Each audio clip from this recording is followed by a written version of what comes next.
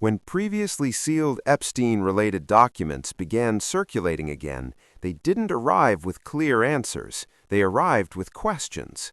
Names resurfaced, old rumors found new oxygen, and conversations that once lived on the fringes of the internet suddenly moved into mainstream discussion. What unsettled people most wasn't what was confirmed, but what felt unresolved. Because for years, the Epstein case has symbolized something bigger than one man's crimes. It represents power operating in the dark, influence without consequence, and a system where proximity alone can become suspicious. As the latest document releases reignited public curiosity, one name in particular began appearing in discussions where it had rarely been examined so directly. Not because of an official charge, not because of a courtroom revelation, but because people started connecting long-standing industry whispers to a broader pattern that Epstein made impossible to ignore. And once that door cracked open, the story stopped being about evidence alone and became about influence, silence, and how certain figures seem permanently insulated from scrutiny. What followed was not a single accusation, but a collision of claims, timelines, and uncomfortable questions that many believe were buried for far too long. Jay Z's name did not emerge from the Epstein document releases as a direct allegation or formal accusation. That distinction matters. What happened instead was more subtle and arguably more dangerous in the court of public opinion. As millions of pages tied to Epstein were re-examined, people began revisiting anonymous hotline tips, second-hand reports, and unresolved claims from decades earlier. Some of those tips, dating back to the 1990s, mentioned well-known figures in entertainment alongside Epstein's known associates. None of these claims were tested in court. None were formally charged. But their existence alone reignited public curiosity. In a digital age where patterns matter more than proof, proximity became the spark. The logic was simple, if unsettling. If Epstein's operation thrived on access to powerful circles, then those circles deserved scrutiny. Jay Z, as one of the most influential figures in music history, became part of that conversation not because of new evidence, but because old rumors suddenly felt relevant again. And once his name entered that space, the internet did what it always does. It searched backward, pulling every uncomfortable story, every controversial anecdote, and every disputed timeline into one narrative thread. Few voices have fueled these conversations more aggressively than Jaguar Wright. A former industry insider turned outspoken critic, she has spent years claiming that disturbing behavior was an open secret behind closed doors. Her statements are not evidence, and they have never been tested in a legal setting. Still, timing is everything. As Epstein-related discussions resurfaced, her claims found a far more receptive audience. Wright insists that many powerful figures avoided scrutiny not because they were innocent, but because the system protected them.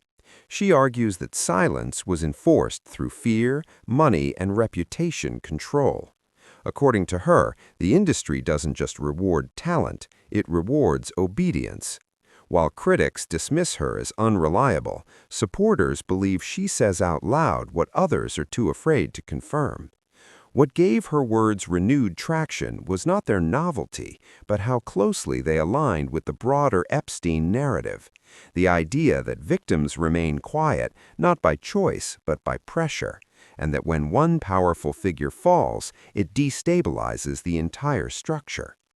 Whether Wright's claims are truthful or exaggerated remains unresolved, but once again, they pushed listeners to ask why so many similar stories echo across different corners of the industry. American's Rise has always been presented as a classic discovery story, a young talent, a high-stakes audition, and a life-changing contract.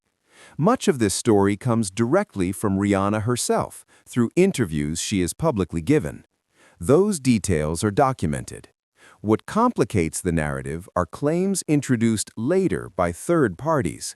Some have questioned her age at the time, the lack of consistent parental supervision, and the environment she entered as a teenager navigating a powerful corporate structure.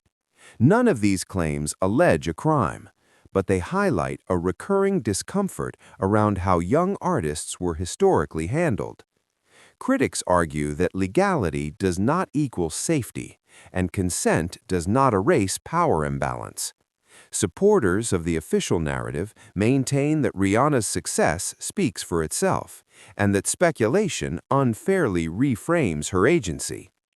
The reason this story keeps resurfacing is not because of new revelations, but because it mirrors patterns seen elsewhere. Young talent, older executives, closed rooms, and decisions made before a teenager fully understands the cost of fame. In the context of Epstein, people began reinterpreting these moments not as isolated events, but as part of a culture that normalized vulnerability.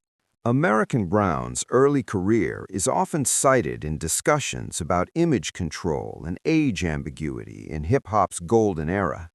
She entered the spotlight as a teenager, delivering lyrics written by adults, marketed to adult audiences, and protected by contracts few young artists truly understand. No criminal wrongdoing has been proven in her case, but critics argue that legality again becomes a shield against accountability. What concerns many observers is not one individual relationship, but the system itself. Artists shaped into commodities before adulthood. Teams that control access, narrative, and silence. Public personas carefully crafted while personal autonomy erodes behind the scenes. In this environment, power flows upward, not outward, and when controversies emerge years later, they are dismissed as bitterness or revisionism. This dynamic is what makes comparisons to Epstein resonate. Epstein, too, operated within gray zones of consent and legality, exploiting imbalance rather than overt force. When people draw parallels, they aren't alleging identical crimes. They are questioning whether the same tolerance for exploitation existed in different forms, and whether fame itself functioned as protection. American accent. One of the most persistent theories surrounding Epstein is that his true value was leverage. This theory has been discussed by journalists, former associates, and investigators, but it has never been fully proven. The claim suggests Epstein collected compromising material not for personal gratification alone, but to maintain influence over powerful individuals. Victims have stated that well-known figures were present at various locations connected to Epstein, though names are rarely confirmed publicly. In this framework, fear becomes currency. Silence becomes survival. Critics of the theory argue it grants Epstein too much mythic control, turning speculation into assumed fact. But supporters point to the sheer number of unanswered questions. Why did so many powerful people associate with him? Why were investigations delayed? Why did consequences arrive so late? Even without proof, the perception of blackmail reshaped how the public views elite networks. Once that perception exists, innocence alone struggles to restore trust. And anyone orbiting those networks, fairly or not, becomes subject to suspicion. The resurfacing of draft emails allegedly written by Epstein added another layer to the controversy. These messages referenced private matters involving high-profile individuals, including billionaires. Their authenticity and intent remain disputed. Some believe Epstein exaggerated or fabricated details to pressure others. Others believe the drafts reveal how deeply embedded he was in elite circles. Even if fictional, the fact that Epstein felt confident enough to document such claims disturbed many observers. It suggested proximity, if not intimacy, with people whose influence spans governments and industries.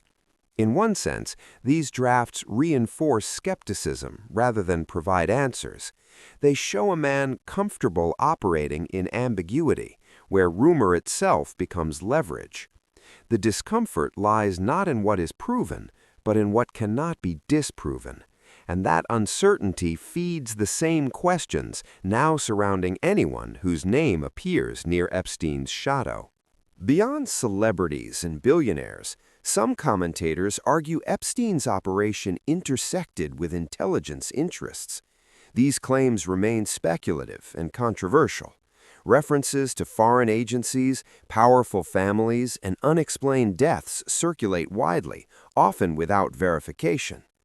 Critics warn that such narratives risk becoming conspiratorial, yet they persist because Epstein's access defied conventional explanation.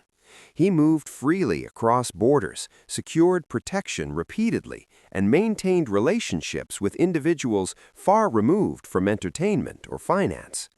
Whether this reflects intelligence coordination or institutional failure remains unknown. What is clear is that secrecy itself became the fuel. When official explanations feel incomplete, speculation rushes in to fill the void. And once intelligence agencies enter the discussion, accountability feels even more distant. No court has ruled Jay Z guilty of any crime related to Epstein.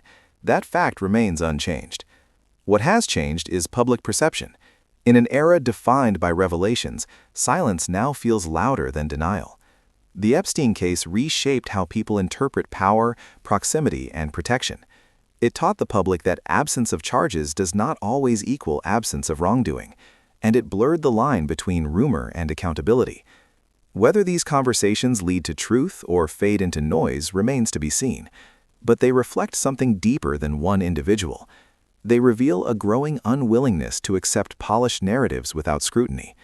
And as long as questions remain unanswered, the shadow of Epstein will continue to stretch far beyond his name, forcing society to confront how much it truly knows about those it once trusted unquestioningly.